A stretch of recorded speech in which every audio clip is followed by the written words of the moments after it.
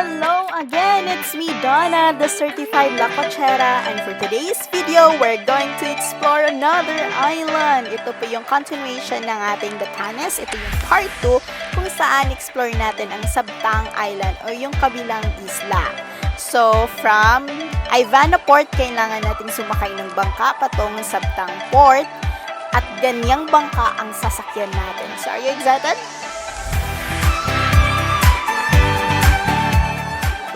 But first and foremost, safety first kasi kailangan muna nating magsuot ng ng life jacket para maging safe tayo in case of emergency. Kasi minsan, between these islands ay malalakas at malalaki po yung alon. So, better to be safe, kailangan nating magsuot ng life jacket. Malapit lang naman yung Sabtang Island. It's less than an hour from Ivatan Port. So, tara, explore na natin.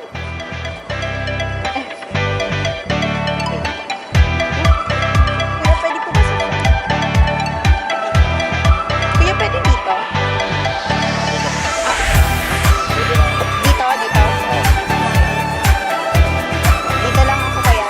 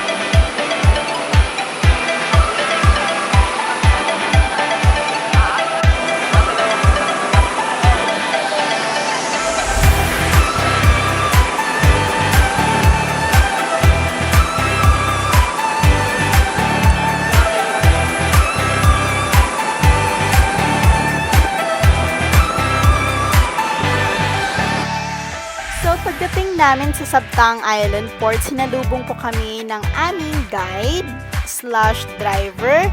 And ang una namin ginawa yung mag-register at kumuha ng permit or yung ecotourism or magbayad ng ecotourism fee na 250 pesos. Plus, kasi ako gumagamit ako ng drone or nagpa-fly ako ng drone, kaya kailangan ko munang magbayad ng drone permit. So, iba po yung permit sa bus ko, which is 5,000 pesos. Dito naman, 1,000 pesos yung drone permit para makapagpalipad ako ng drone. So, ang dami naming napuntahan. Actually, yung Sabtang Island at saka yung bus ko, pare-parehas lang talaga siya. So, parang may mga similarities lang yung makikita mong sites here and sa bus ko.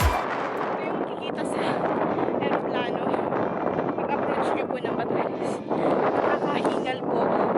Kasi, ayan, as you can see, malayo na po malakad natin. And, yan, yung couple. Yan, couple goals.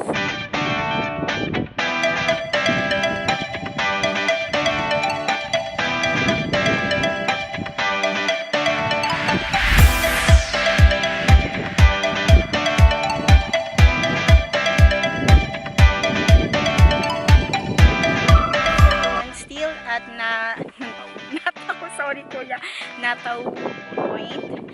And as you can see, parang siya, I think parang valley siya. May pagka-valley siya.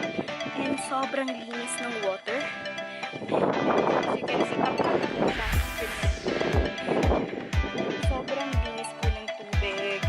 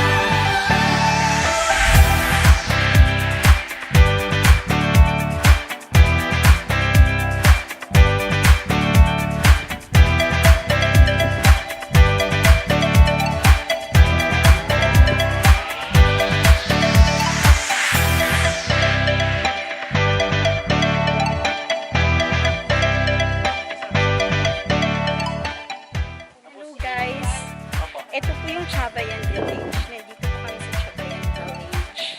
Ganyan, nakasuta po kanina yung ano nga tawag nito kuya? Bakul. Bakol at saka Address nila. bakol at Alat ito. alat. Ayan, yung Ito yung alat, ito yung bakul. i-address nila, ang tawag nila doon is bakol. Tapos kadadi yung sa lalaki. Bakul Ah, sa babae, kadadi. lalaki.